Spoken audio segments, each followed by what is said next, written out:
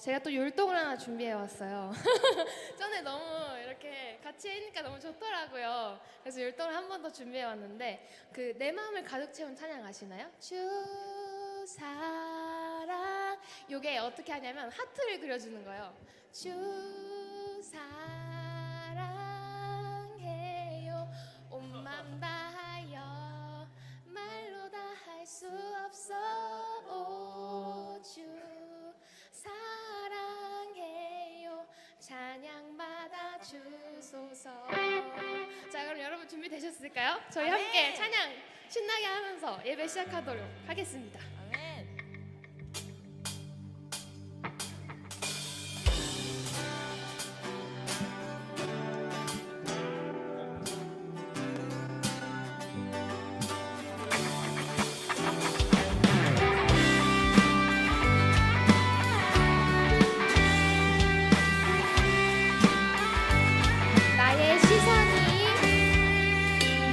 시선이 나의 마음을 향할 때 작고 초라한 모습과 두려움뿐이네. 나의 시선을 당신께 돌릴 때 비로소 내 맘 변하네. 비로소 내 맘 변하네. 주를 바라보며 그 맘을 구합니다. 나의 모든 것 다 품으신 주님의 사랑, 나의 생각보다 더 크신 주님의 계획, 그 앞에 내 삶 드립니다. 주님께 내 삶 드립니다. 이 시간 가사 묵상하면서 함께 찬양했으면 좋겠습니다. 나의 시선이 나의 마음을 향할 때 작고 초라한 모습과 두려움뿐이네. 나의 시선을 당신께 돌릴 때 비로소 내 맘 변하네. 고백합시다. 나의 시선이 나의 마음을 향할 때 작고 초라한 모습과 두려움뿐이네. 나의 시선을 당신께 돌릴 때 비로소 내 맘 변하네. 비로소 내 맘 변하네. 주를 바라보며 그 맘을 구합니다. 나의 모든 것 다 품으신 주님의 사랑, 나의 생각보다 더 크신 주님의 계획, 그 앞에 내 삶 드립니다. 주를 바라보며 그 맘을 구합니다.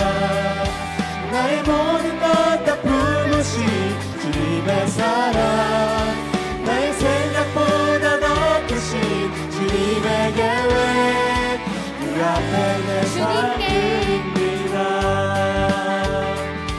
주님께 내 삶 드립니다.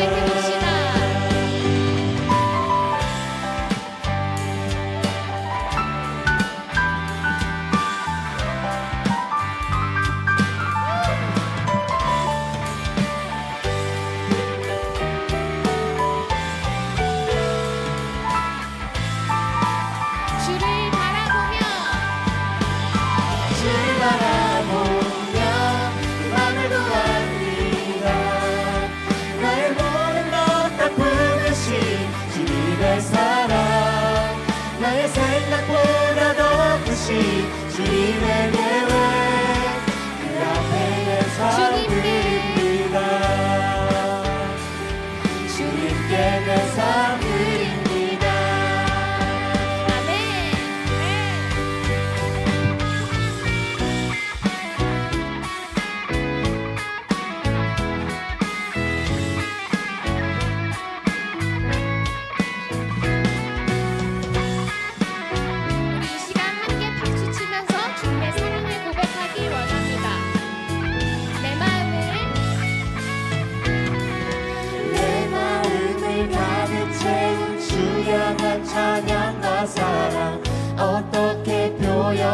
수 있나.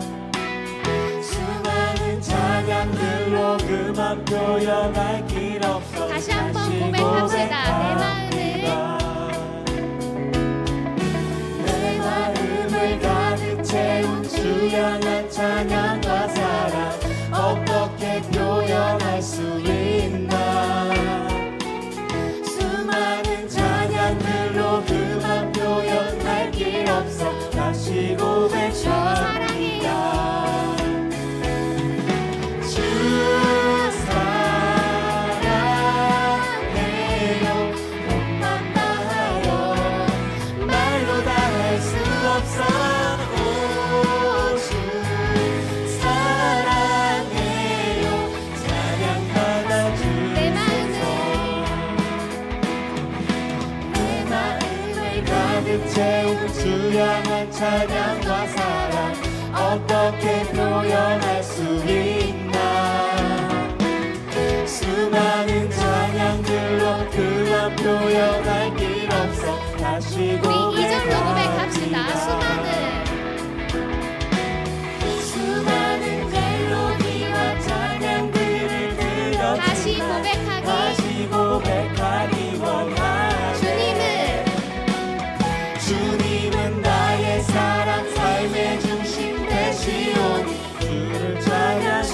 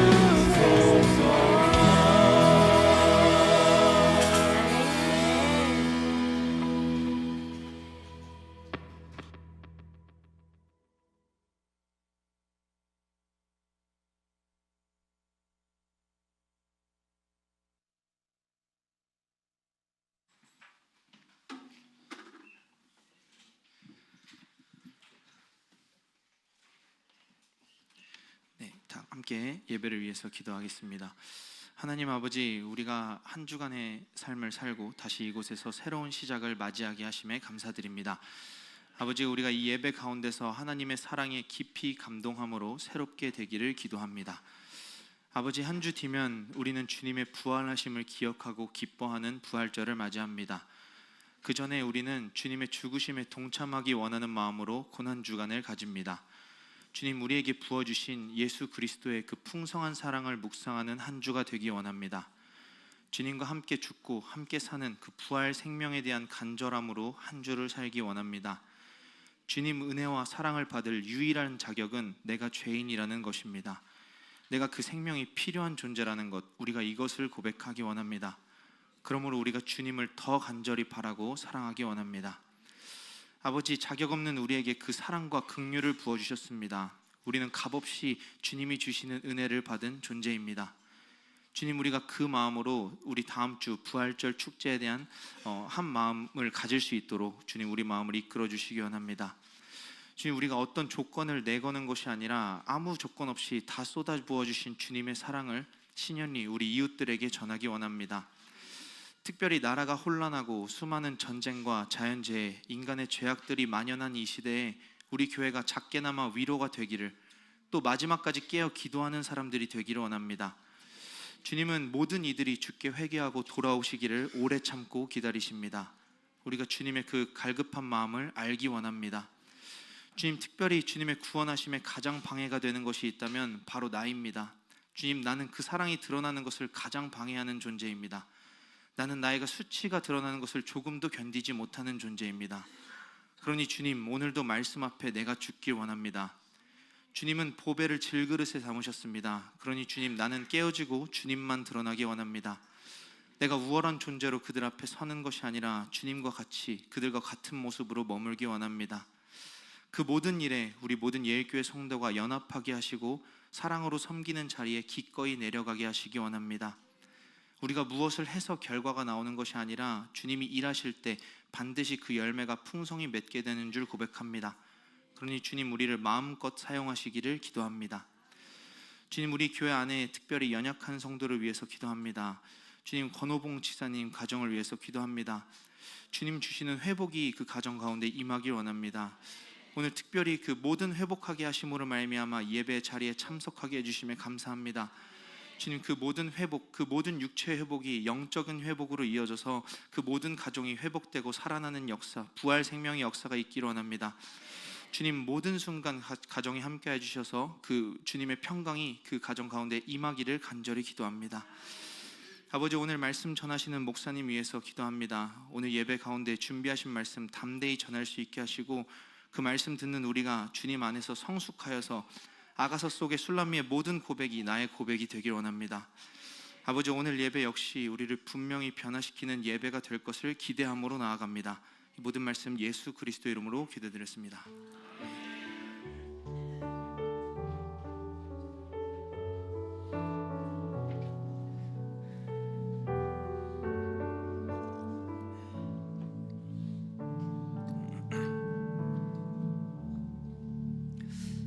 광고 시간입니다. 4월 이제 한참 지났는데 올라올 때 보니까 폭설이 내리고 있었습니다. 벚꽃 구경 끝난 것 같습니다. 옆 사람과 인사할까요? 예배에 집중합시다. 네, 예배 드리라고 주님께서 이제 폭설까지 내려주시고, 네. 구원신앙 계속해서 함께 은혜 나누고 있는데요. 오늘 13일 그리고 27일 총 2회 남았습니다. 마지막까지 하나님께서 크신 은혜 주실 줄 믿습니다. 화장품 판매 보시면요, 우리 김창호 장로님 헌신으로 고급 기능성 화장품을 아주 저렴한 가격에 여러분께 판매하고 있습니다. 수익금 전액은 필리핀 선교를 위해서 사용됩니다. 여러분들이 가정의 달에 또 선물하기도 좋으니까요, 많이들 구매 부탁드리겠습니다. 오늘 예배 오후 예배 후에 재정 보고가 있습니다. 오후 예배 후에 잠시 남아서 참석해 주시고요. 재정을 위해서 계속 수고해 주시는 우리 최영주 장로님과 이정순 권사님 너무 감사드립니다. 교우 소식 보시면요, 우리 권호봉 집사님께서 이 뇌경색 초기 진단 받으셔서 이게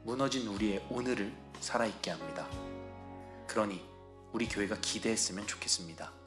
어둠 속에 황폐해진 이 땅에 그곳에 다시 꽃피는 봄이 오기를.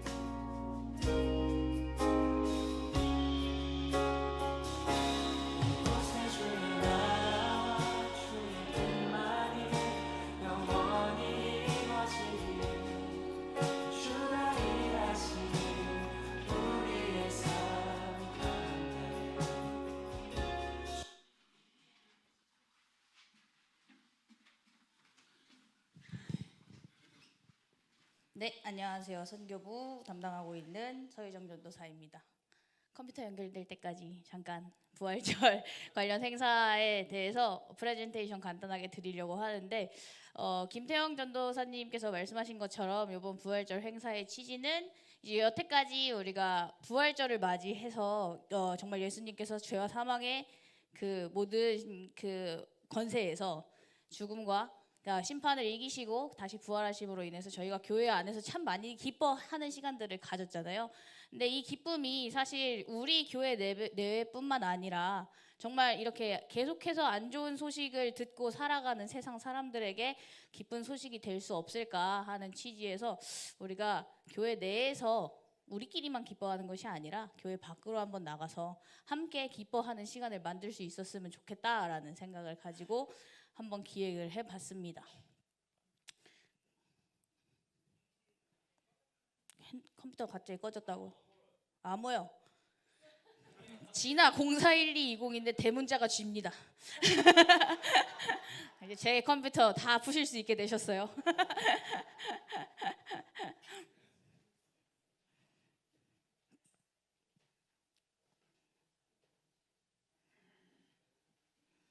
네, 그래서 그 행사는 다음 주 일요일 날로 기획이 되고 있고 이제 행사 주요 내용은 먹을 것과 놀거리 이렇게 해서 준비를 하고 있는데 이번에 특별히 이제 그 어린 아이들을 동반한 어머니들과 청소년 그리고 뭐 이제 모든 연령 세대에 올 수 있도록 멀리서도 보이는 초대형 에어 바운스를 같이 임대를 했습니다. 그래서 그 에어바운스는 어차피 하루 단위로 임대를 하는 거기 때문에 저희가 아침 9시부터 에어바운스 쳐가지고 하루 종일 아동부랑 중고등부 거기서 놀고 있을 거고요. 저희는 이제 전 교인들은 오전 예배를 마치고 11시에 국수 먹고 다 같이 내려가서 이제 먹거리 하고 같이 이제 사람들하고 같이 인사 나누면서 같이 행사 즐기는 시간 갖도록 할 건데요. 컴퓨터가 연결될 생각이 없나 봐요. 네, 장소는 저 연결되면 모든 것이 다 들어 있는데 제 보물 상자가 열리고 있지 않습니다. 무슨 일 때문인지.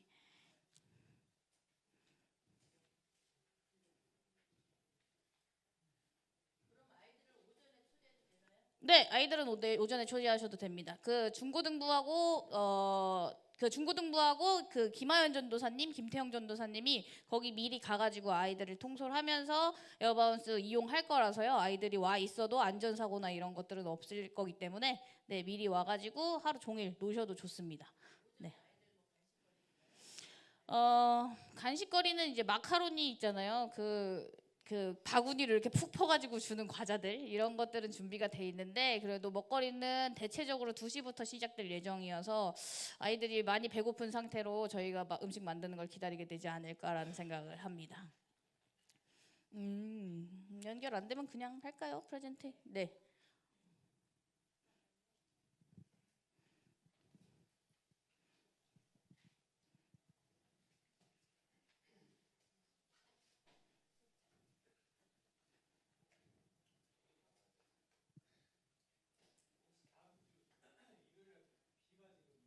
네, 그 광고에 보시면 아시겠지만 비가 오는 거는 기도를 열심히 해주셔야 되고요. 프레젠테이션 연결 안 되는 것 같으니까 그냥 광고하도록 하겠습니다. 네, 그래서 방금 말씀드린 취지와 같이 교회 내부에서 우리가 부활을 기뻐하는 것 떠나서 우리가 구원의 복음, 우리가 갖고 있는 예수 그리스도의 복음이 사람들을 기쁘게 하는 일들을 할 수 있었으면 좋겠다라고 하는 생각으로 기획을 했고요. 이제 밖에 나가가지고 저희가 이제 말씀드린 것처럼 먹거리, 놀거리 같이 함께 하면서 이웃들과 나누게 될 텐데 혹시 여러분들 생각해 보신 적 있습니까? 만약에 길을 가고 있는 사람들에게 우리 교회를 출석하지 않는 우리 교인이 아닌 사람들에게 예일교회는 어떤 교회예요? 라고 물어본다면 그 사람들이 과연 어떻게 대답할 것 같으세요? 예일교회는 어떤 교회예요? 저기 앞에 교회 있던데 저 교회 어때? 라고 얘기를 하면 어떻게 반응할 것 같습니까? 물론 극소수의 사람들은 저희가 하고 있었던 여태까지 해왔던 선행들을 기억을 하면서 목요 커피도 맛있게 나눠주는 교회, 그리고 밖에 나가서 쓰레기도 줍고 사람들 뭐 되게 친절한 교회다, 교인들이 참 좋은 교회다라고 기억할 수 있겠지만 대부분의 우리 이웃들은 저희가 뭐 하는 사람들인지 아마 모를 거예요. 그냥 교회 안으로 차 주차 세워놓고 쇽 들어가가지고 얼굴을 볼 수 없는 사람들. 그렇기 때문에 바깥으로 자기네들이 체감하는 소음, 주차 문제를 기억하지 않을까라는 생각을 합니다. 예일교회는 어떤 교회예요? 글쎄요, 잘 모르겠는데 일요일마다 주차 때문에 불편하게 하는 교회. 그렇죠? 그럼 외부인 입장에서는 그럴 수 있잖아요. 글쎄요, 잘 모르겠는데 저녁까지 뭐 이렇게 시끄럽게 계속 시끄럽게 소음 내는 교회. 이렇게 기억할 수밖에 없지 않나라는 생각이 듭니다. 저희가 이제 그 밖으로 전도를 나가는 일들이 시대가 변하고 저희가 이제 나갈 수 없는 환경들이 계속 지속됨에 따라서 외부인들을 만나고 이웃들을 만나고 대화하고 우리의 얼굴을 보여줄 수 있는 시간들이 많이 줄지 않았나라고 생각을 해요. 그래서 예일교회가 어떤 교회예요? 라고 이야기하면 사람들이 우리 교인들 각자의 얼굴들, 각자의 인격들, 어떤 사람들인지를 알기보다는 그냥 건물 외관, 그리고 건물에 있는 수많은 그 소리들, 그리고 그로 인해서 자기네들이 겪었어야만 하는 불편함, 이렇게만 기억을 하지 않나라는 생각이 듭니다. 그래서 이번에 우리가 밖으로 나갔을 때는 우리 이번 행사를 통해서 사람들이 예일교회가 어딘가에 있는 건물, 주차 문제가 있는 건물, 소음을 내는 건물이 아니라 그 안에 있었던 우리 성도님들의 얼굴들을 각자 기억할 수 있도록 우리가 함께 이 행사들을 진행을 했으면 좋겠다라는 생각이 들었습니다. 그래서 이 행사가 끝나고 난 다음에는 사람들이 예일교회는 어떤 교회예요? 라고 이야기를 했을 때 건물을 기억하는 것이 아니라 그 안에 있었던 사람들, 그리고 그 사람들이 했던 어떤 일들을 기억하는 그런 시간들이 됐으면 좋겠다라는 생각으로 기획을 했습니다. 물론 이 일이 단 한 방에 되어지지는 않죠. 그래서 앞으로 우리가 그 동네 이웃 주민들과 함께 계속해서 이렇게 교류하고 우리가 어떤 사람들인지를 계속해서 드러낼 수 있는 그런 시간들을 가졌으면 좋겠고, 이번 행사가 부활절 행사이지만 하나 이제 고민해 주셨으면 좋겠는 것은 전도 행사가 아닙니다. 전도 축제가 아니에요. 물론 우리가 하고 있는 이 모든 일들이 우리의 그 예수 그리스도의 복음을 전하고 그 일로 인하여서 사람들이 함께 구원에 동참하게 하는데 최종적인 목적을 두지만, 밖에 나가서 오랜만에 행사하는데 왜 행사하지? 전도하려고 하는 거구나. 돈 들여서 사람들 모집하려고 하는 거구나 라고 하는 되게 그 1차원적인 행사로서 보이지 않았으면 좋겠습니다. 그래서 우리가 함께 나눌 수 있는 것들을 통해서 이웃들과 함께 기뻐하는 이 취지 자체에 우리가 함께 동참을 해주셨으면 좋겠고, 물론 그 가운데서 전도를, 그러니까 예수 그리스도에 대해서 궁금해하고 저희 교회에 궁금해하는데 입 다물고 우리 이번 그런 취지 아니니까 난 아무 말도 하지 않을 거야, 뭐 이렇게 하라는 말씀은 아니에요. 네, 그래서 그렇게 우리가 다가가서 우리 교회 여기 있는데 우리 교회 한번 나오세요, 이걸 목적으로 하는 행사는 아니다라고 하는 거를 좀 이렇게 기억을 해주셨으면 좋겠고요. 이제 나가셔가지고 이제 지원해 주시는 걸 이번에 받을 건데, 이번 행사가 특별히 아무래도 안 하던 거를 이제 밖에서 하는 행사다 보니까 불특정 다수가 오게 되고 여러분들의 정말 많은 헌신과 기도와 지원이 필요합니다. 그래서 나가실 때 뭐 어떤 것을 하실 수 있을지에 대해서 조금 이제 고민해 보시면서 그 지원을 해주셨으면 좋겠어요. PPT 봤으면 진짜 편했을 텐데 4가지의 놀거리가 있습니다. 에어바운스 있고, 뭐 제기차기 할 거고, 달고나 예전에 그 뭐 뛰기 하는 거 있잖아요. 그런 것도 할 거고, 그리고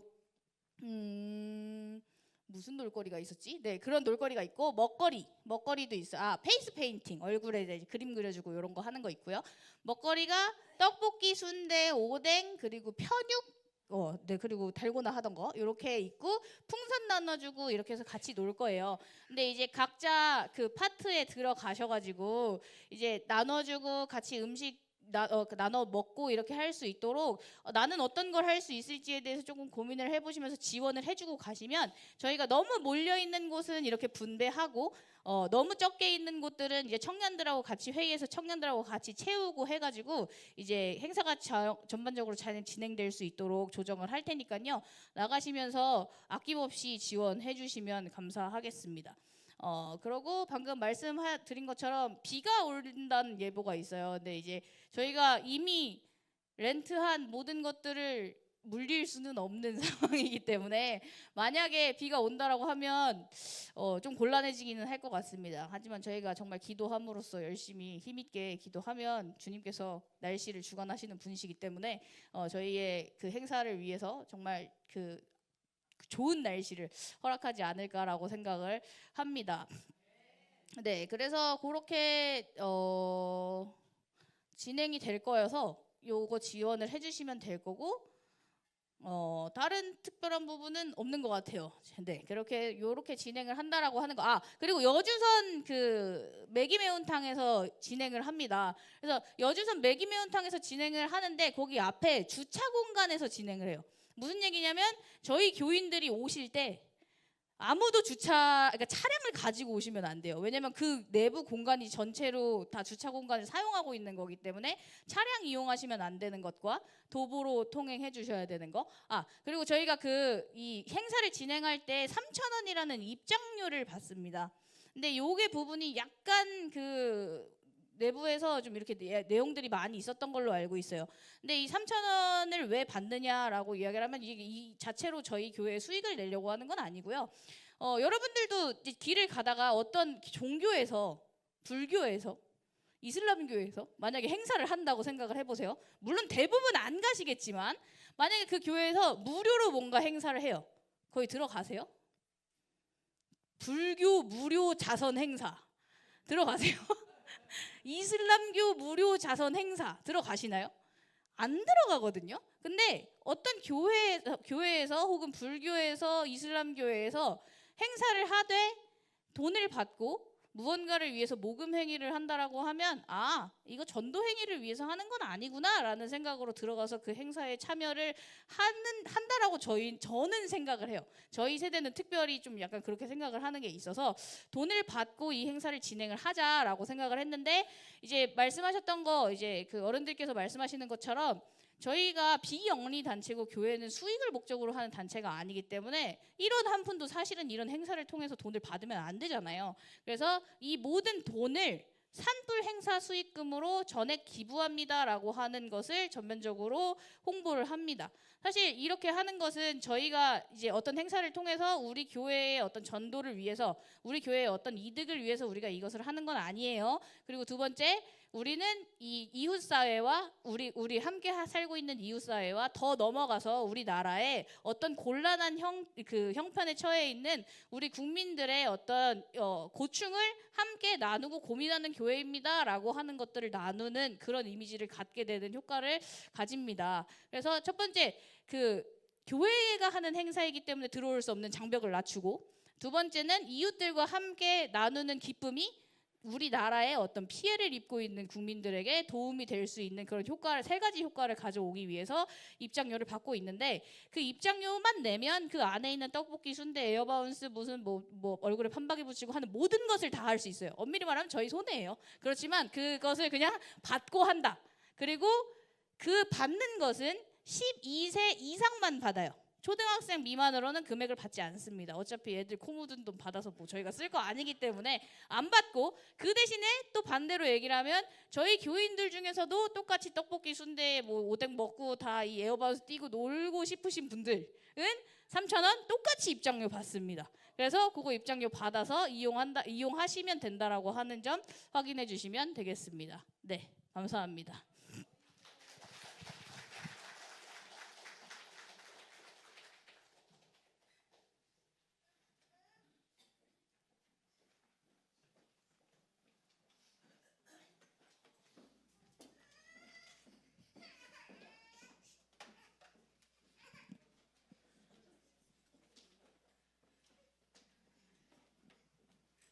제가 늘 느끼는 거지만 우리 서효정 노사님 말 주변이라고 해야 되나? 말 너무 잘하시지 않아요? 느끼면서 아 진짜 나도 저렇게 말 잘했으면 좋겠다 막 이런 그런 욕심이 나는 말 너무 잘해요. 너무 쏙쏙 귀에 들어왔습니다. 고난 주간입니다. 지금부터. 그래서 고난 주간에 우리 모두에게 예수 그리스도의 깊은 사랑을 더 깨닫는 그런 한 주가 되시길 소망하면서 함께 힘있게 찬양하도록 하겠습니다.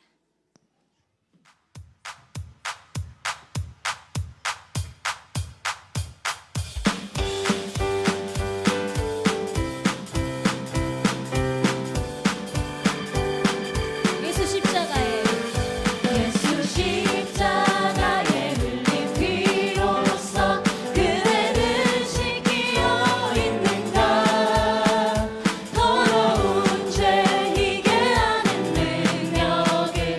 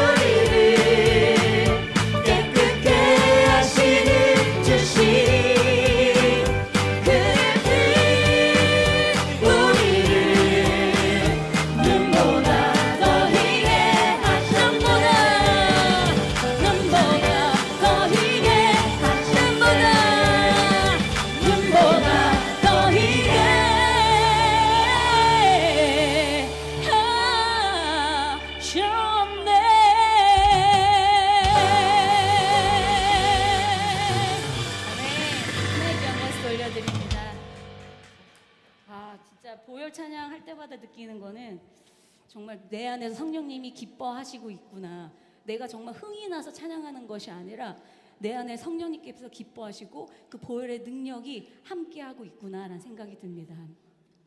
저는 예수님을 믿게 된 계기가 다 있으시겠지만 저 같은 경우에는 계속 예수님을 필요로 했던 이유 중에 하나는 제가 너무 죄인인 거예요.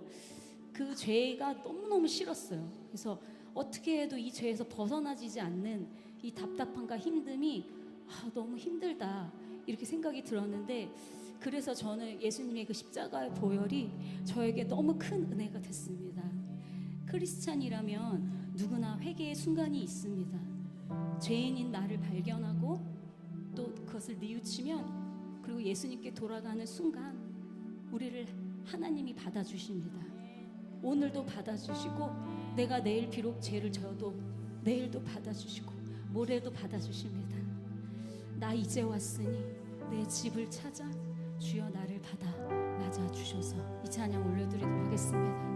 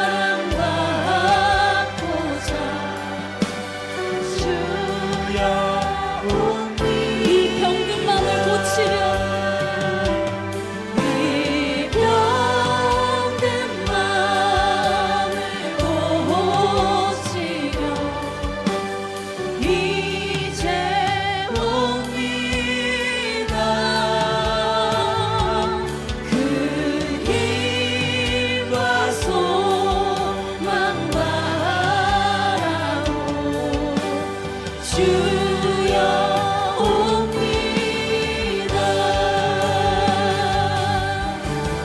나 이제 왔으니 내 집을 찾아 주여 나를 받으사 맞아주소서. 우리의 목소리로만 나 바랄 것이 무언가 우리 주 예수 날 위해 돌아가신 말 다시 한번 나 바랄 것이 무언가 나 바랄 것이 무언가 우리 주 예수 날 위해 돌아가신 날 믿고 옵니다. 나 이제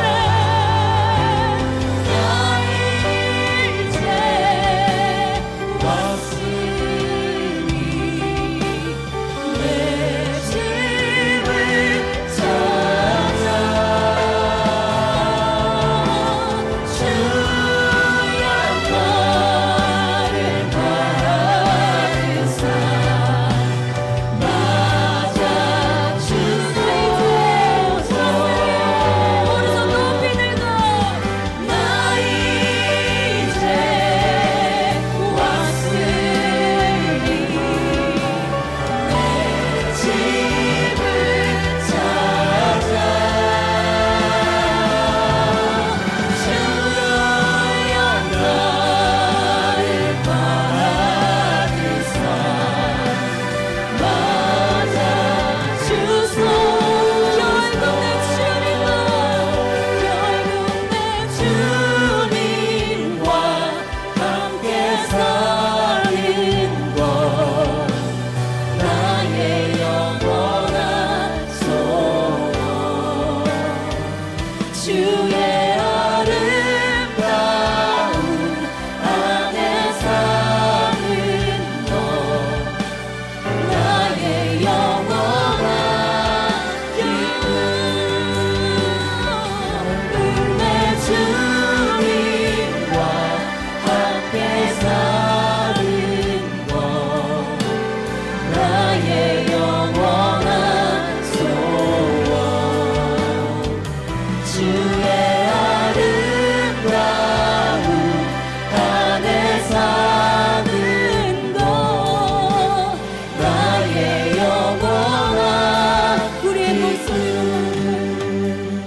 결국 내 주님과 함께 사는 것 나의 영원한 소원. 주의 아름다운 안에 사는 것 나의 영원한 기쁨.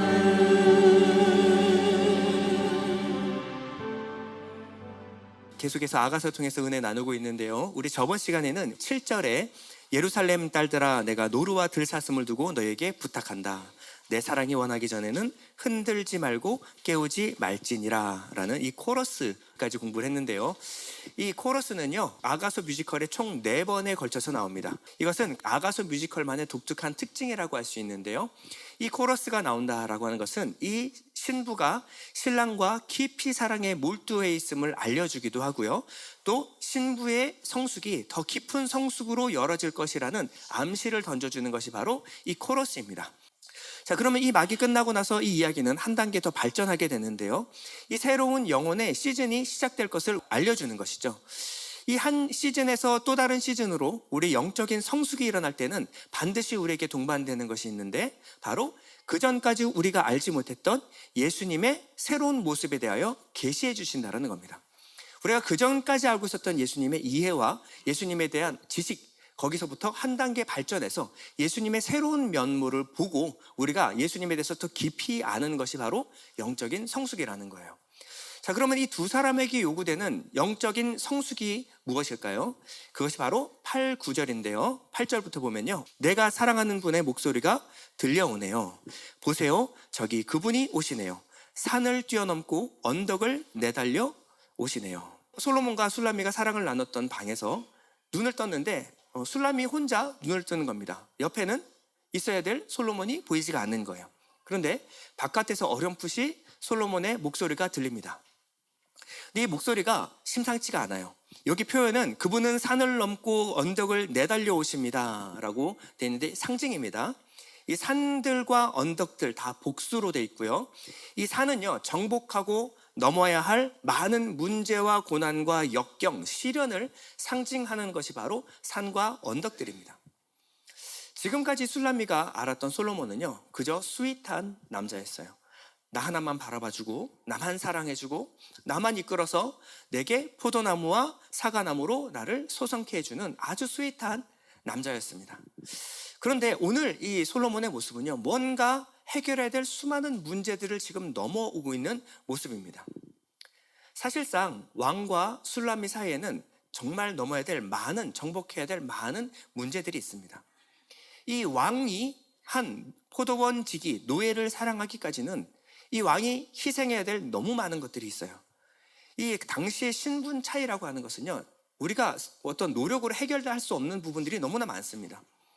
가장 처음 만나는 장벽이 바로 이 신분 차이인데요. 아침에 이제 눈을 떴죠. 전날에 연회장에 귀한 귀빈들 다 모셔다 놓고 왜 솔로몬이 우리를 연회장에 초대했을까? 부푼 기대와 꿈을 갖고 다들 모였을 겁니다. 그런데 손을 잡고 한 여인을 데리고 나오더니 이 여인이 나의 보석 중의 보석, 가장 귀한 보석이며 나의 뮤즈입니다. 소개하고요. 둘이 손잡고 나가버렸어요. 그러니 이 연회장에 모여있던 하객들이요, 무슨 생각을 하겠습니까? 그 하객들 중에서는 왕도 있고 혼기가 가득 찬 딸을 둔 왕들도 많았을 거예요. 이 솔로몬과 결혼을 시키고 싶어서 기대하고 왔던 분들도 많이 있을 겁니다. 당시에 왕이 결혼한다라고 하는 것은요, 두 나라가 같이 화친을 맺는 겁니다. 그러니까 왕이 결혼하는 것은 내가 마음에 드는 사람 아무나 그렇게 결혼을 할 수 있는 것이 아니라 이웃 나라와의 화친을 맺기 위해서 내가 얼굴도 보지 못한 어떤 공주와 결혼을 해야 돼요. 그렇게 가족관계가 맺혀짐으로써 이 두 나라가 동맹관계가 맺어지는 겁니다. 이렇게 복잡한 의미를 담고 있는 왕의 결혼이었는데 이 솔로몬이 와서 어떻게 해요? 자기가 마음에 드는 한 여인을 데리고 와서 이 여인이 내가 가장 사랑하는 여인입니다 하고 발표를 하고 들어가 버렸어요. 아침에 무슨 일이 일어났을까요? 솔로몬의 어머니 밧세바가 솔로몬을 부릅니다. 야, 너는 제정신이니? 어디서 그런 여자를 들고 왔어? 내가 보니까 지금 뭐 어떤 왕가의 어떤 딸도 아닌 것 같던데, 얼굴 보니까 꾀죄죄 해가지고 얼굴 시커멓게 타가지고 아주 그냥 천민 출신인 것 같던데 어디서 그런 여자를 데리고 와서 네 아내라고 소개를 하고 있어? 난리가 났죠. 왜 그럴까요? 밧세바도 이 왕의 혈통이 아니라 우리아의 아내였어요. 그런데 이 다윗과의 있던 불륜을 통해서 낳은 아들이 결국 솔로몬 아니겠습니까? 그래서 그 아들들은 왕의 혈통을 잇기에는 굉장히 많은 문제가 있었습니다. 그런데 하나님께서 선지자를 보내서 여디디야, 하나님이 가장 사랑하는 사람이다라는 별칭도 붙여주시고 결국 다윗의 총애를 받아서 여기까지 오게 된 겁니다.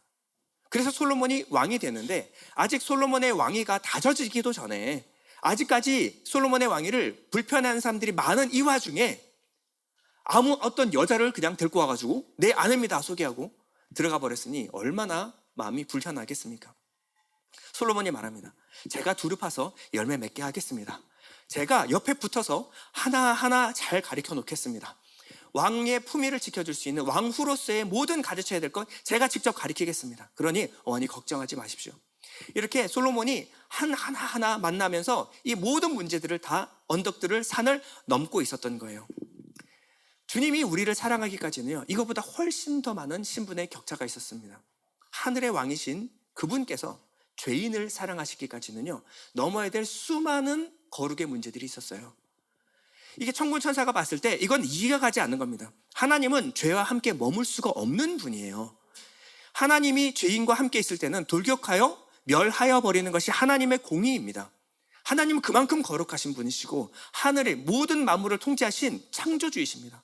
근데 피조물에, 피조 세계에 들어오기까지는 너무나 많은 넘어야 될 장벽들이 많았어요. 근데 주님은 이 모든 산과 언덕을 홀로 넘어서 평지처럼 내게 다가오셨습니다. 이사야 40장 4절 보면요, 골짜기마다 도두어지며 산마다 언덕마다 낮아지며 고르지 아니한 곳이 평탄하게 되며 험한 곳이 평지가 될 것이요 여호와의 영광이 나타나고 모든 육체가 그것을 함께 보게 되리라. 여호와의 영광이 나타나고 모든 육체가 그것을 보는 날, 언제였죠? 예수께서 성육신하여 이 땅 가운데 오신 겁니다. 눈에 보이지 않는 하나님의 영광이 이 죄인의 육신을 입고 이 땅 가운데 오심으로 말미암아 은혜와 진리가 충만한 하나님의 영광을 보는 순간이 오게 된 거예요. 이것은요, 이 창조주가 이 땅에 피조 세계에 들어온다는 것 자체가 이 차원의 세계가 벽이 허물어지는 사건이었습니다. 일어날 수 없는 사건이에요. 말씀 한마디로 천지 만물을 지으신 이 신이 이 한계를 뛰어넘어서 정말 낮고 낮은 차원의 이 죄인의 육신을 입고 이 땅 가운데 오셨다라고 하는 것은요, 인간이 개미만도 못한, 빈대만도 못한 육체를 입은 것과 다를 바가 없어요. 이것은 감히 우리가 상상할 수도 없는 하나님의 자기 비하였습니다. 그런데 주님은 상관하지 않고 내게 찾아오셨어요. 그만큼 우리를 사랑하신 것입니다. 오늘 9절 보면요, 내가 사랑하는 그분이 노루처럼 어린 사슴처럼 달려오네요. 어린 사슴이라고 하는 것은 젊은이라는 뜻이고요, 저번 시간에 노루와 사슴의 의미를 한번 배웠습니다. 노루는 하늘의 군대를 상징하는 것이고 사슴은 힘과 능력을 상징하는 겁니다. 힘과 능력을 가지고서 이 모든 넘지 못할 산을 혼자 넘어오셨다라는 겁니다. 근데 그 힘과 능력으로 내려오신 분은요, 우리에게 다가와서 아주 조용하고 섬세하게 낮은 모습으로, 섬기는 모습으로 우리의 마음의 창을 들여다보고 계십니다. 9절 보면요, 보세요, 우리 집 담장 너머에 서 계시는 그분을, 그가 창문으로 바라보며 창살 틈으로 들여다보고 계시네요. 주님이 우리를 왜 이렇게까지 사랑하실까요? 이 하늘의 권세를 다 내려놓으시고 힘과 권세를 가지고 넘지 못할 산을 다 넘어서 우리에게 오신 주님은요, 우리에게 왔을 때는 그 힘과 능력을 감추시고 정말 고요하게 조용히 우리를 바라보십니다.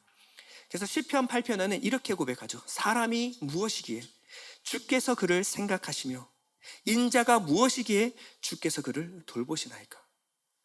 우리가 하나님을 몰랐을 때는 그럴 수 있다 생각할 수 있을지 모르지만, 우리가 하나님을 알면 알수록 창조주 하나님이, 그 광대하신 하나님이 나 같은 비천한 한 사람을 사랑하기 위하여 희생하시고 내려놓으신 것이 너무 컸다라는 거예요.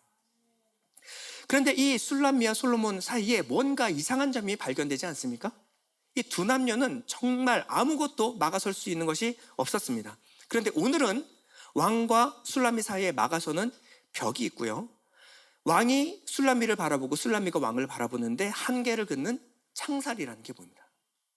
이게 무슨 일일까요?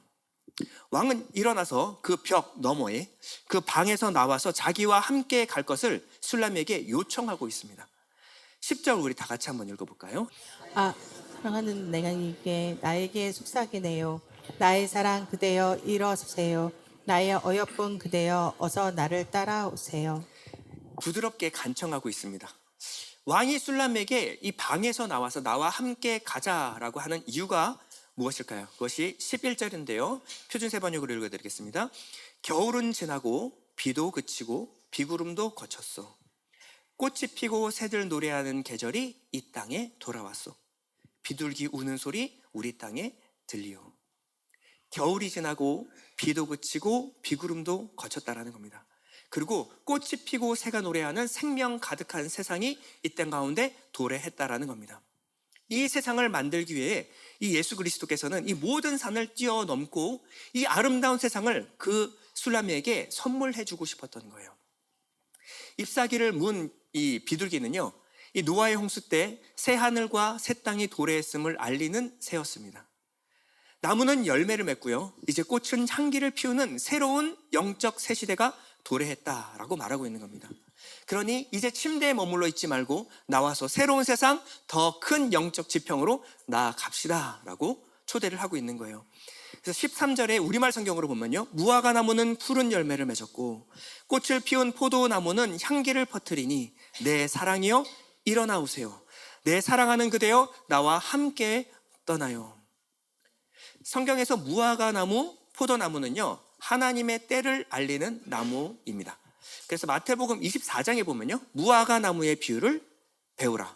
그 가지가 연하여지고 잎사귀를 내면 여름이 가까운 줄 아나니 이와 같이 너희도 이 모든 일을 보거든 인자가 가까이 곧 문 앞에 이른 줄 알라 말합니다.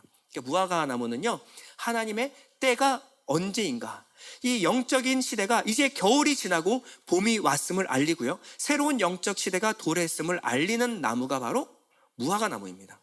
그리고 포도나무에 꽃이 피었다라고 말하고 있어요. 자, 포도나무에 꽃이 피면 그 다음에 무엇이 맺힐까요? 열매가 맺히기 시작합니다. 이제 열매가 맺히는 시대가 됐다라는 겁니다. 이 신부를 불러내는 이유는요, 신랑의 유익을 위한 것이 아닙니다. 신부의 영적 성숙을 위하여, 영적 유익을 위하여 불러내시는 거예요. 그래서 우리 성경에는 기록이 되어 있지 않은데 이 원어에 보면요, 10절이 나의 사랑 나의 어여쁜 자야, 이 사이사이에 너를 위하여, 라크가 들어가서 너를 위하여 일어나서 너를 위하여 나와 함께 가자라고 적혀 있어요. 밖으로 나와서 이 모든 새로운 세상을 경험하는 것은요, 우리의 영적 유익을 위한 것입니다. 사실 효율성만 보면요, 우리하고 같이 동역하지 않는 것이 훨씬 유익해요. 우리가 가면요, 걸림돌밖에 안 됩니다. 아무것도 모르고 괜히 의심하고 방해하고 아프게 하는 것이 바로 우리입니다. 그러니까 현장에 가면 이 영적인 흐름을 잘 읽어내질 못해요. 계속 실수하고 투덜거리고 엉뚱한 소리만 해대는 것이 우리입니다. 그런데도 주님은 우리를 초대하고 우리를 동역자 삼기를 원하시는 거예요. 이것은 전적인 은혜이며 우리의 영적인 성숙을 위한 일입니다. 우리에게 새로운 영적인 세계를 보여주시고 교회를 깨워내는 것, 이것을 위하여 우리를 초청하고 계시는 거예요. 주님은 부드럽게 나와 함께 가자, 나를 따르라 라고 하고 있는데 신부는 어떻게 하고 있을까요? 14절 보면요, 바위 틈에 있는 나의 비둘기여, 낭떠러지 은밀한 곳에 숨은 나의 비둘기여, 그대 모습, 그 사랑스러운 모습을 보여주, 그대의 목소리, 그 고운 목소리를 들려주. 신부가 뭐 하고 있을까요? 바위 틈, 낭떠러지 은밀한 곳에 숨어 있습니다. 정말 우리 같지 않습니까? 주님이 나를 따르라, 나와 함께 가자라고 하면요, 수많은 사람들이 여기서 눈물 철철 흘리면서 주님 사랑해요, 주님께 모두 바치겠습니다, 불 속이라도 들어가서 막 그러는데 나와 함께 가자, 아유, 무슨 말씀이십니까? 전 주일에 한 번이면 충분합니다. 여기 이렇게 많은 우리 사역자들, 우리 선교사님 계시고 목사님 다 계시는데 왜 저를 부르시죠? 잘못 보신 거 아닌가요? 정중하게 거절하는 우리의 모습이죠. 주님께서 막 예배의 자리에서는 뜨겁게 찬양하는데 사명의 자리로 부르면 아멘, 제가 가겠습니다, 하나님 내가 여기 있사오니 나를 보내소서 하는 사람은 천에 하나 만에 하나 나올까 말까. 그래서 그렇게 뜨겁게 예배했던 사람은 다 어디 갔을까요? 자, 성원하시겠습니까? 그러면요 쫙 해가지고 누가 뭐 갑자기 아들이 막 흥분해서 살리고 막 가만히 있어 그러면서 정신 차리란 말이야, 은혜 받았다고 그러는 거 아니야 막 이러면서 굉장히 우리의 정신을 차갑게 우리가 하나님을 예배하는 것은 굉장히 뜨거운데 주님의 초대에는 별로 달갑지가 않아요. 애써 안 들린 척하고 무시하고요, 안 들리는데요, 주님 음성 안 들립니다 뭐 이렇게 애써 무시합니다. 지금 누가 초대를 하고 있냐면 왕이 초대를 하고 있는 거예요. 이 신랑이 초대를 하고 있습니다. 그런데 신부는요, 아유 저는 괜찮습니다, 바깥에 들어보니까 저 미워하던 사람도 있던걸요, 저는요 편안함과 안락한 삶 여기가 좋아요. 저는 이렇게 아무 일도 일어나지 않는, 적극적으로 아무것도 하지 않는 지금의 삶이 너무 좋습니다. 저는 모험, 위험, 성숙 그런 거 필요 없습니다. 저는 지금 이대로 그냥 계속 갔으면 좋겠어요. 지금이 아주 행복합니다. 우리 영적 성숙은요, 항상 주님이 이끄시는 모험과 위험에 순종할 때 성숙이 일어납니다. 그런데요, 우리의 마음은 어때요? 항상 편안함과 안락함, 아무 일도 일어나지 않게 해주십시오라는 것이 우리의 솔직한 마음이라는 거예요. 철학자 임마누엘 칸트라는 사람이 있는데요. 이 사람은요, 무엇이든지 깊이 생각하고 결정하는 아주 냉철한 사람이었습니다. 사람들은요, 이 칸트를 정말 보기 드물게 남녀노소로 불문하고 칸트를 너무나 좋아했어요. 인기가 참 많은 사람이었습니다. 근데 어느 날 평소 그와 친하게 지냈던 한 여인이 그 당시로서는 이례적으로 정말 적극적으로 구애를 하고 청혼을 했습니다. 칸트도 싫지 않았어요. 평소에 마음이 있었던 여인이었거든요. 그런데 이 남자가 어떤 남자입니까? 모든 일에 무엇이든지 깊이 생각하고 결정하는 냉철한 남자 아니겠습니까? 이 여자가 청혼을 했는데 답을 주지 않고 시간을 끕니다. 생각이 빠지는 거예요. 여인이 얼마나 답답하겠습니까? 그래서 청혼을 받아들일지 받아들이지 않을지 여부를 좀 분명하게 해달라고 닥달을 했습니다. 그랬더니 그러면 다시 한번 생각해 보겠습니다 하고 들어가서 정말 냉철하게 오랫동안 고민하기 시작했어요. 도서관에 가서 이 결혼에 관한 책들을 다 뒤져보기 시작했습니다. 결혼을 해야 하는 이유와 하지 말아야 되는 이유, 결혼에 찬성하는 이유와 반대하는 의견들을 하나하나씩 연구하고 조사하기 시작했어요. 그래서 마침내 칸트는 결혼을 하지 말아야 할 이유 350가지와 결혼을 해야 하는 이유 354가지를 발견해냈어요. 결혼을 하는 것이 이점이 조금 더 크다라는 것을 확인한 후 결혼을 하기로 마음을 먹었습니다. 그리고 이 여인의 아버지에게 찾아가서 말을 했어요. 당신의 따님과 결혼하기로 제 마음에 결정이 섰습니다. 아버지가 이런 말을 했어요. 이미 늦었네. 내 딸은 결혼해서 이미 자녀를 둘이나 낳은 어머니예요. 늦어도 너무 늦었네. 이 결정을 하기까지 총 7년이라는 시간이 걸렸어요. 그래서 평생 독신으로 살았습니다. 여러분, 사랑이라고 하는 것은요, 확률과 통계로 하는 것이 아닙니다. 결혼은요, 철학적인 어떤 이론이나 과학적인 논리로 되는 게 아니에요. 결혼을 하는 것이, 사랑을 하는 것이 유익일지 손해일지를 정말 따져보고 사랑을 하는 것이 아니고요. 이 한 사람을 위해서라면 내가 좀 손해보더라도 사랑하고 희생하고 섬길 마음으로 사랑을 하는 것입니다. 지금 술라미는 어떻게 하고 있어요? 남자의 초대에 칸트와 같이 고민하고 있는 거예요. 정말 낭떠러지 은밀한 틈에 숨어서 이게 정말 잘하는 결정인가? 주님이 초대할 때 어떻게 해요? 여러분들의 마음을 두드리시죠? 그럴 때 어떻게 해요? 좀 더 생각해보고 결정해 보겠습니다. 생각해보면 생각해볼수록 안 하는 게 낫죠. 그렇죠? 조금만 지나면 마음이 싹 사라지죠. 내가 언제 그런 마음이 흔들렸는지 그런 의심이 들 정도로. 여러분, 사랑의 초대는요, 하나님이 초청하실 때는요, 여러분 그 손을 잡으십시오. 그럴 때 여러분들의 영적인 성숙이 일어납니다. 오늘 이 바위 틈은 이 구속론적으로 굉장히 중요한 의미를 갖고 있는데요, 이 모세가요, 하나님의 얼굴을 보고 싶습니다. 모세가 참 구체적으로 하나님께 요구했던 사람이에요. 하나님, 당신의 이름이 무엇입니까? 그럼 하나님이 굳이 대답해 줄 필요 없는데 굳이 대답을 해줘요. 근데 모세가 하나님 얼굴 보고 싶습니다. 여러분, 죄인이요, 하나님의 얼굴을 보면요 죽습니다. 하나님의 공의, 하나님의 거룩하심을 보는 순간 죄인은 죽을 수밖에 없어요. 근데 하나님이 안 돼! 그러면 그만인데, 이 모세를 얼마나 사랑하셨는지, 모세는 내가 감출 것이 없는 친구다라고 말할 정도로 너무나 사랑하셨어요. 거절을 안 하시고, 그래? 그럼 고민을 하기 시작하신 거예요. 그래서 하나님이 내신 묘수가 뭐냐? 내가 특정한 장소, 특정한 반석을 보여줄 테니까 거기에 가서 서 있어 라고 말해요. 33장 21절인데요 우리 다 같이 한번 읽어보겠습니다. 시작. 여호와께서 또 이르시기를, 보라, 내 곁에 한 장소가 있으니 너는 그 반석 위에 서라. 내 영광이 지나갈 때에 내가 너를 반석 틈에 두고 내가 지나가도록 내 손으로 너를 덮었다가 손을 거두리니 내가 내 등을 볼 것이요 얼굴은 보지 못하리라. 모세를 어디다 숨겨놓냐면 이 바위 틈에다가 숨겨놓고요, 하나님이 지나가시면서 손으로 덮으시는 거예요. 그리고 지나가고 나서 모세에게 자신의 등을 보여주시겠다 이렇게 말씀하십니다. 하나님이 얼마나 친절하실 분이신지 아시겠죠? 이 바위 틈은요, 이 모세를 보호하는 은혜의 처소를 말합니다. 우리에게 이 바위가 무엇을 상징할까요? 예수 그리스도를 상징하겠죠? 고린도서 10장 4절입니다. 다 같은 신령한 음료를 마셨으니 이는 그들을 따르는 신령한 반석으로부터 마셨음에 그 반석은 곧 그리스도시라. 마치 아담의 옆구리에서 하와가 나왔듯이 바위틈, 은밀한 곳은요, 예수님의 옆구리, 덮으심, 보호하심을 상징합니다. 근데 이 바위가 틈이 있고 깨져 있어요. 자, 바위가 틈이 있고 깨지려면 어떤 일이 일어나야 될까요? 바위에 큰 상처가 일어나야 합니다. 그래야 바위가 깨어지고 그 사이로 틈이 생기는 거예요.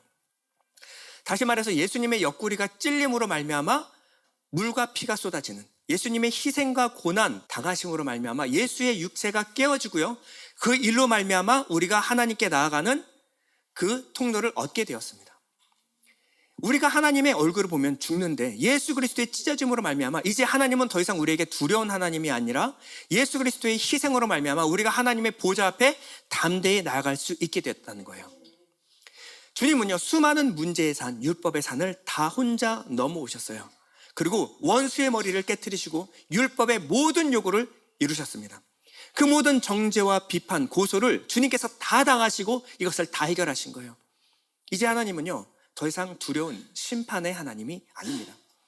새로운 영적 지평이 열린 거예요. 그런데 술라미는요, 예수 그리스도의 십자가의 성취가 무엇인지 알지 못하고 있는 겁니다. 그래서 또다시 예전의 신앙, 두려워하는 종의 영성으로 돌아가는 거예요. 십자가를 이해하지 못하니까 교회를 10년 다니고 20년 다니고 30년 다녀도 이 십자가에서 단 한 발자국도 못 나가요. 뭐만 있으면 다시 돌아와서 하나님, 죽을 죄를 졌습니다, 용서하여 주시옵소서. 이 신앙으로 다시 돌아오는 거예요. 이 신앙의 최고의 목적이 뭔지 아세요? 죄 안 짓는 거예요. 최고의 자랑이 뭔지 아세요? 술 안 먹고 담배 안 피는 게 최고의 자랑. 죄 안 졌어. 한 주간 죄를 지면 큰일 날 것 같고, 죄 한 번 지면 그냥 회개하고 또 회개하고 회개하고. 주님 뭐라고 말씀하실 거예요? 나는 너 죄 안 짓게 하기 위해서 십자가에 달린 게 아니야. 죄 문제를 모두 해결하고 이제 하나님과 화평을 누리고 화목을 누리게 하기 위하여 십자가를 진 거야. 근데 이 십자가에서 무엇이 성취가 됐는지를 모르니 그저 여전히 하나님을 두려운 하나님으로만 섬기고 있는 거예요. 주님은 나오라는 겁니다. 거기서 나와서 이제 새로운 영적 지평을 한번 보라는 겁니다. 14절에 보면요, 바위 틈에 있는 나의 비둘기여, 낭떠러지 은밀한 곳에 숨은 나의 비둘기여, 그대의 모습, 그 사랑스러운 모습을 보여주시오. 그대의 목소리, 그 고운 목소리를 들려주시오. 이제 두려워하지 마십시오. 나를 믿으십시오. 세상에 당신의 모습을 보여주십시오. 세상에 당신의 목소리를 들려주십시오. 이 신부를 애타게 찾고 있는 거예요. 더 영적인 차원, 더 높은 차원을 경험해 주기 위해서 초대하고 있는 겁니다. 이 말씀은요, 오늘 우리가 들어야 될 말씀입니다. 우리는 주님의 사랑을 받은 자들이에요. 그런데 우리는 여전히 영적인 안전지대에서 벗어나지 못하고요, 항상 왜 제자리에 머물러 있을까요? 신앙생활을 오래 하는데도 그 처음 시작했던 그 유아적인 수준에서 왜 벗어나지 못할까요? 하나님, 나만 사랑해 주세요. 나만 위로해 주십시오. 하나님 사랑해 주시고 위로해 주면 너무 좋은데 하나님의 초청에는 한 발자국도 나가지 못하는 영적 어린아이에 왜 머물러 있는 걸까요? 그 이유가 바로 15절에 나옵니다. 우리를 위하여 여우들을 잡아요. 꽃이 반발한 우리 포도원을 망치려는 저 작은 여우들을 잡아요. 이 포도원은요, 우리의 내면의 영적인 성장의 터전을 말하는 것이 바로 포도원입니다. 처음에 솔로몬을 만났을 때 술람미의 포도원은 어땠어요? 돌보지 못한 받은 상태였습니다. 포도원이 완전히 망가져 있는 상태였어요. 다른 사람들의 포도원을 돌보느라 내 포도원을 지키지 못하였구나. 내 마음의 내면이 완전히 무너져 있던 여인이었습니다. 근데 솔로몬을 만나고 나서요, 포도원에 정원이 꽃이 피기 시작했어요. 다시 포도원이 가꾸어지고 이제 이 술람미의 내면이 꽃이 피기 시작했습니다. 영적인 성장이 일어나기 시작한 거예요. 이 꽃이 폈다라고 하는 것은 그 다음에 열매를 기대하시는 겁니다. 주님이 포도원을 가꾸시는 것은요, 꽃을 피워서 아름답게 보기 위한 것이 아닙니다. 벚꽃나무를 심은 게 아니에요. 포도나무는요, 그저 아름답게 꽃이 피는 것이 목적이 아니라 열매를 원하는 겁니다. 이제 성숙해서 이제 꽃을 피웠는데 이제 열매를 좀 맺으려고 하는데 열매를 맺지 못하게 만드는 이 여우가 있다는 겁니다. 포도원을 망쳐놓는 여우가 있어요. 그래서 포도를 좀 갖고 놓으면 여우가 들어서 망쳐놓고, 좀 세워가지고 이제 좀 될만하면 또다시 망쳐놓는 여우가 있다는 겁니다. 이 여우가 뭘까요? 이 여우라는 것은 첫 번째, 세상과 세상의 영향력을 말하는 것이 바로 여우입니다. 누가복음 13장 31절에 보면요, 곧 그때 어떤 바리새인들이 나와서 이르되 나가서 여기를 떠나소서, 헤롯이 당신을 죽이고자 하나이다. 이르시되 너희는 가서 저 여우에게 이르되 오늘과 내일은 내가 귀신을 쫓아내며 병을 고치다가 제3일에는 완전하여지리라. 자, 누구를 여우라고 말하냐면 그 당시 세상 왕을 상징하는 헤롯을 여우라고 주님께서 말씀하고 있습니다. 이 세상 나라의 임금은 세상의 영향력을 상징하는 것입니다. 내가 주님 뜻대로 온전히 사는데 방해가 되는 것이 있어요. 내가 사명을 감당하는데 사명 감당하지 못하도록 발목을 잡는 것이 있습니다. 내가 열매 맺지 못하도록 만드는 것이 있어요. 그런데 이 여우라고 하는 것이 우리가 놓치지 말아야 될 것은 작은 여우라는 거예요. 작은 여우. 별거 아니라는 거예요. 생각보다 별거 아니에요. 우리가 사명 감당하지 못하게 하는, 주님의 따르라 했을 때 따르지 못하게 만드는 것들 보면요, 아주 작은, 별거 아닌 것, 뭐 대단하지도 않은 것 때문에 주님의 사명을 따르지 못한다는 거예요. 왜 못 따를까요? 뭘 포기 못하는 걸까요? 뭐 대단한 게 아니에요. 여러분 뭐 갑자기 어떤 사람이 내려와서 IS 같은 사람이 와서 너 예수 믿으면 내가 죽여버릴 거야 뭐 이러면서 여러분들 그런 일상의 그런 일들 때문에 주님 사명 감당하기 두려우신 거죠. 갑자기 주님 사명 감당하려고 그러면 막 갑자기 어떤 사람들이 문을 열고 와가지고 여러분 잡아가가지고 유괴해가지고 막 이런 선교사님들이 담당하고 있는 그런 위험이 닥칠까봐, 우리 가족이 핍박을 당할까봐, 그래서 사명 감당 못하시는 거 아닙니까? 그런 일들을 한 분도 안 계실 겁니다. 왜 사명 감당 못할까요? 드라마, 유튜브, 넷플릭스, 정말 별것도 아닌 것, 세상에 뭐 대단하지도 않은 재미 때문에 그 시간에 한 번이라도 말씀 보고 기도하면 영적인 내면의 성장이 일어날 텐데, 주님을 위해서 결단할 수 있는데 영적인 재미와 즐거움에는 관심이 없고, 유튜브가 재미없으니까 넷플릭스를 한번 구독해봐 뭐 이러면서, 혹은 돈이나 재미, 어떤 쇼핑, 이런 것이 주는 재미들이죠. 거기에 빠져가지고 주님, 내가 주님 사명 감당하기는 너무 힘듭니다. 제가 아직까지 어려요. 왜요? 돈이 주는 즐거움이 너무 크기 때문에. 우리 내면을 방해하는 것이 별거 아닐 수도 있다는 거예요. 교회에서 시험 드는 문제 보잖아요. 정말 요만한 거예요. 정말 시작은 요만한 거였어요. 생채기가 조금 났어요.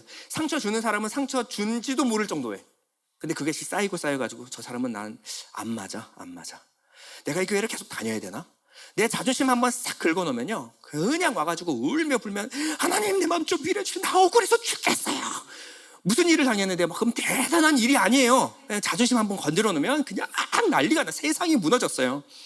그냥 내 머릿속에 둥지를 뜨고 그렇게 염려하고 우울하게 만드는 것들, 일어나지도 않은 일 때문에 그렇게 두려워가지고.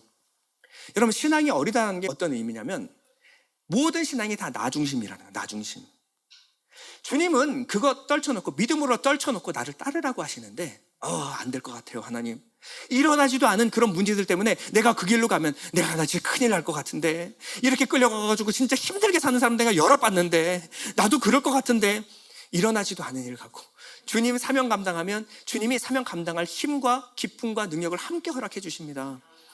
거기 가면요, 누구나 다 할 수 있어요. 누구나. 근데 거기까지 가기까지 우리 마음을 잡는 것이 있다는 거예요. 두 번째, 열매 맺을만 하면, 성장할 만한 하면 예전의 모습으로 돌아가게 만드는 이 종교적인, 율법적인 가르침들이 있습니다. 에스겔서 13장 3절 한번 읽어볼게요. 시작. 주 여호와의 말씀에 본 것이 없이 자기 심령을 따라 예언하는 어리석은 선지자에게 화가 있을진저, 이스라엘아 너의 선지자들은 황무지에 있는 여우 같으니라. 황무지에 있는 여우 같은 선지자들이 있어요. 이 선지자들이 뭐냐면, 말씀에 본 것도 없이 자기 심령을 따라 예언한다. 이게 뭐예요? 말씀에 검증하지도 않고 자기 마음대로 예언하는, 마음대로 가르치는 사람들이 있어요. 이 가르침을 보면 세상의 가르침이나 교회의 가르침이나 별다를 게 없어요. 인본주의적인 가르침, 율법적인 가르침, 잘하면 복받고 잘못하면 벌받는다. 성경에 검증해보지도 않고 하나님이 어떤 분인지도 검증하지도 않고 이런 말을 하니 어떻게 해요? 하나님이 늘 두려운 분입니다. 종교적으로 하나님을 이해하는 거예요. 그러니까 하나님의 은혜, 긍휼, 진리를 우리가 막 배우다가도 이 가르침 한번 보면 그 봐 하나님 무서운 분이라고 그랬잖아. 내가 큰일 난다니까. 계속해서 하나님을 계속 오해하게 만드는 이런 거짓 선지자들의 가르침이 있다라는 거예요. 사도행전 2장 29절 보면, 내가 떠난 후에 사나운 이리가 여러분에게 들어와서 그 양떼를 아끼지 않냐며, 또한 여러분 중에서도 선지자들을 끌어 자기를 따르게 하려고 어그러진 말을 하는 사람들이 일어날 줄을 내가 아노라. 이들이 일이에요. 자기를 따르게 하기 위해서 어떻게든 두렵게 하고 어떻게든 종교적인 말 한마디로 사람을 구슬려서 자기의 가르침을 따르게 만들려고 하는 일이가 있다라는 겁니다. 그래서 열심히 뭔가 좀 하려고 하면 하나님에 대해서 또 오해하고, 이 지식은 많으면 많을수록 하나님에 대해서 오히려 풍성해지는 것이 아니라 하나님을 오해하게 만든다라는 겁니다. 마지막으로 결국 이 여우들을 따르는 문제가 내 마음에서 일어나고 있다는 것을 여러분들 잘 아셔야 돼요. 여러분, 우리 한국교회가요, 이런 모습이 아니었습니다. 신앙생활을 시작한 지 얼마 안 되시는 분들은 원래 지금의 모습이 다 한국교회의 모습이 아닌가라고 생각할 수 있는데요, 그렇지가 않다는 거예요. 제가 예전에 여수에 여행을 갔을 때 손양원 목사님이 심호하셨던 이 애양원을 가서 그 기념관에 간 적이 있습니다. 손양원 목사님이 서울에서 삼각산 집회에 부흥회 하시는 모습이 사진에 담겨 있는데, 당시의 부흥회 모습 보십시오. 스피커가 있습니까? 뭐 비바람을 막아줄 만한 것이 전혀 없고요. 그냥 들판에서 저게 언덕일까요? 산일까요? 바위일까요? 저 위에 올라가서 1시간만 있으면 허리가 너무 아픕니다. 그렇죠? 저기서 5시간이고 6시간이고 이틀이고 3일이고 일주일 동안 사경회를 하는 겁니다. 사경회를. 스피커가 있어요? 뭐가 있어요? 그런데 이 집회에 한번 참석하려고요, 저 멀리 북쪽에서부터 보따리 짐을 싸고 한 달 동안 걸어서 내려오는 겁니다. 이 말씀 사경회를 듣고 한 달 동안 다시 걸어 올라가는 거예요. 한 번 은혜 받자고, 한 번 하나님 말씀의 뜻을 알고자 멀리서부터 모여든 사람들이 여기에 와서 2박 3일, 3박 4일, 일주일 동안 모여가지고 함께 예배드리는 모습이 바로 우리 한국교회의 모습이었습니다. 한국교회가 이런 모습이 아니었어요. 한국교회가 진짜 은혜를 사모하고요, 몇 날 며칠을 말씀 듣기를 사모하던 민족이 바로 한국 민족들이었습니다. 1773년 5월 30날 해외에서 한 분이 내한을 했어요. 엄청난 사람들이 모여들었습니다. BTS도 아니고 유키즈 언더 블록도 아니에요. 몇 명이 모여들었을까요? 10,000명? 10만 명? 100만? 150만 명이 한 자리에 여의도에 다 집결했어요. 어떤 일이 있었을까요? 빌리 그레이엄 목사님이 내한하셔서 말씀 전하신다 그랬더니 우리나라에서 150만 명이 한 곳에 집중해서 이 말씀을 들으려고 모였어요. 지금도 유튜브에 가시면 어떤 말씀을 했는지 여러분 지금도 생생하게 들어볼 수 있습니다. 근데 여러분들이 알고 있는 뭐 대단한 부흥의 어떤 새로운 신비를, 이게 아니라 복음만 전하세요. 진짜 복음만 깔끔하게. 근데 이 말씀 듣고 회개하고 쓰러지기 시작하는데, 여기서 말씀, 은혜, 성령 충만을 강구하며 기도를 시작하는데 기도가 멈추질 않는 겁니다. 이 나라와 이 백성을 위하여 기도하기를 멈추질 않는 거예요. 하나님이 이 나라 이 백성에게 복을 주실까요? 안 주실까요? 안 주시면 이상하죠. 안 주시면 이상하죠. 이렇게 은혜 사모하고 이렇게 국가를 위해서, 나라를 위해서 이렇게 모여서 함께 기도하는 민족을 하나님이 어떻게 복을 안 주실 수가 있으십니까? 90년대에는요 새벽 이슬과 같은 청년들이, 아니 중고등학생 청년들이요, 이들이 방학만 되면 수련회를 하는데 수련회가 1차, 2차, 3차, 4차, 8차까지 수련회를 해요. 한 번에 수용이 안 되니까 8차까지 수련회라고요. 학기 중에도 경배와 찬양 같이 예배드리고자 먼 길 마다 않고 차 대저에서, 포항에서부터 차 타고 와가지고요 예배드리고 내려갑니다. 이토록 은혜를 사모했어요. 이들이 청년들, 중고등학생들이었어요. 한국의 그리스도인들은 전 세계에 유례없는 간절한 부르짖음으로 기도하던 민족이었습니다. 이게 한국의 정체성이었어요. 누구보다 말씀 듣기를 사모했고요, 한 번 기도하면 그치질 않아요. 그래서 전 세계에 없는 철야 기도라는 것이 탄생했어요. 철야 기도가 뭔지 아세요? 9시부터 기도를 시작했는데 기도가 안 멈추니까 아침 새벽 5시까지 기도를 하는 거예요. 5시까지. 그러니까 중간에 12시에서 1시까지 허기가 지니까 대충 라면 한번 먹고 또 1시부터 기도하기 시작해서 새벽 5시. 아침에 동 트면 나가는 겁니다. 그 당시에는 토요일도 출근을 해야 됐었거든요. 출근하는 거예요. 밤새고. 그리고 돌아와서 쓰러져서 자는 겁니다. 이게 한 번, 두 번, 하루 이틀 아니에요. 계속해서 이 기도가 멈춰지질 않는 겁니다. 여러분, 그래서 한국 스타일의 코리안 프레이어라고 해서 한국식으로 기도합시다 그러면 부르짖어 기도하는 거예요. 뜨겁게 기도해요. 다른 유럽의 어떤 교회들은 다 차갑게 머리 하나 못 쓰고 이렇게 기도하는데 파이프 오르간 소리에 맞춰서, 한국 교인들은요 부르짖어서 기도했어요. 부르짖어서. 하나님 복을 주실까요? 안 주실까요? 근데 이들이요 사회의 중력진들이 되고요, 사회에서 어떤 문제도 다 돌파하고 사회에서 가장 리더로서 다 섰어요. 그런데 똑같은 이들이 돈 벌고 먹고 살만해지니까요 하나 둘씩 말씀 버리기 시작하고 세상을 사랑하기 시작했습니다. 지금의 한국 교회들은 무엇에 끌릴까요? 무엇에 이렇게 미친 듯이 끌립니까? 은혜? 말씀? 아니요. 짧을수록 안 하면 더 좋고. 한국 교인들에는 지금 뭐가 끌리냐? 돈, 사치, 재미, 쾌락, 안락함과 유명세, 세상과 다를 바가 하나도 없어져 버렸어요. 말씀보다 내 취미 생활이 더 중요해요. 은혜보다 인간관계가 훨씬 더 중요해요. 하나님 아는 것보다 세상 지식 쌓는 것이 훨씬 더 중요하고, 성령 충만 구하기보다 출세와 성공을 부르짖어 기도하는 교회가 되어버렸습니다. 여러분, 주님이 원하시는 것은요, 우리가 이제 영적 어린아이에서 벗어나 성숙하기를 원합니다. 그저 나를 위한 그런 신앙이 아니라 정말 이 시대를 위하여, 이 나라를 위하여, 이 조국을 위하여 우리 부르짖어 기도해야 될 때입니다. 자리에서 일어나서 이제 주님을 따름으로 영적인 새로운 세계를 지평을 열 때가 왔어요. 더 이상 안에 갇혀가지고 어떻게든 예배만 드리고 내가 아무 일도 일어나지 않는 삶, 이제 그런 시대 끝났습니다. 여러분, 기도가 이제 교회가 기도하지 않으면 나라가 무너집니다. 여러분, 교회가 기도하지 않으면요, 경제가 무너져요. 교회가 스스로 쓰지 않으면요, 이제 영적인 모든 것들이 주저앉는 시대가 왔습니다. 다음 세대란 있지 않아요. 여러분들이 기도해야 합니다. 여러분들이 무릎 꿇고 다시 회개하고 돌아오면요, 이 시대에, 이 나라에 희망이 있습니다. 우리 잠시 눈을 감고 기도할 텐데, 주님, 십자가와 부활의 능력이 다시금 교회에서 나타나게 해주십시오. 하나님 나라와 영광에 우리의 소망을 두게 하여 주시고, 우리 한국교회가 잃어버린 믿음의 야성을 회복하게 하여 주시옵소서. 우리 잠시 기도하겠습니다. 하나님 아버지, 우리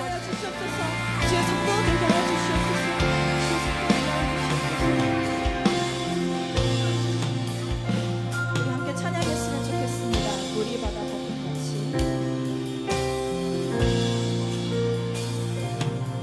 세상 모든 민족이 구원을 얻기까지 쉬지 않으시는 하나님, 주의 심장 가지고 우리 이제 일어나 주가를 세상 모든 육체가 주의 영광 보도록, 세상 모든 육체가 주의 영광 보도록 우릴 부르시는 하나님, 주의 손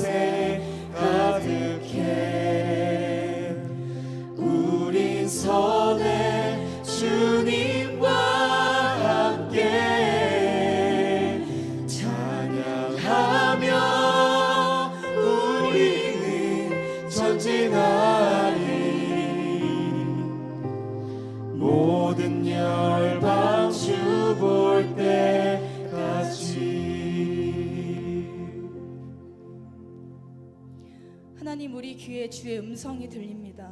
네, 주님, 저는 부족하고 걱정이 너무나도 많지만 내가 이제 나의 사랑, 나의 신랑을 신뢰하며 사랑을 전하는 자리로, 신랑의 마음이 있는 곳으로 달려나가길 원합니다. 주님, 우리 안에 복음을 위한 열정과 사랑이 가득하여 복음을 들고 기쁨으로 달려가는 예일교회 성도 되게 해주세요. 하나님, 복음을 위해 헌신할 때 내 안에 있는 작은 여우를 잡게 하시고 놓치지 않고 나의 포도원에서 내쫓게 해주세요. 하나님, 나의 삶을 보호하시고 그 사랑으로 덮으시기를 원합니다. 예수 그리스도의 보혈로 내가 주 앞에 당당하게 나아갑니다. 주님, 주의 영광이 가득한 것을 보는 우리 예일교회가 되게 하시고 주와 함께 복음을 들고 전진하게 하옵소서. 감사합니다. 예수님의 이름으로 기도드립니다. 아멘. 함께 봉헌 찬송 드리도록 하겠습니다. 주 예수보다 더.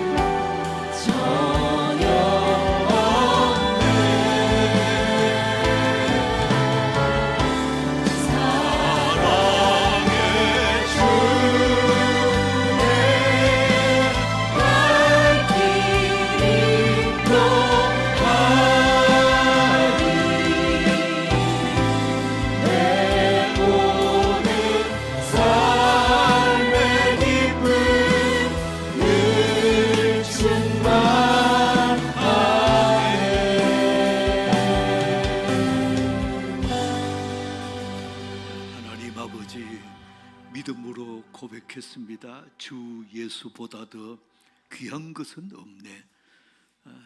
작은 것, 포도원의 작은 여우를 잡아라. 주신 말씀 마음에 심고 돌아갑니다. 믿음으로 주 예수 그리스도 그 귀한 분을 찬양하며 섬기며 또 우리 주님 앞에 헌신하는 귀한 교우들입니다.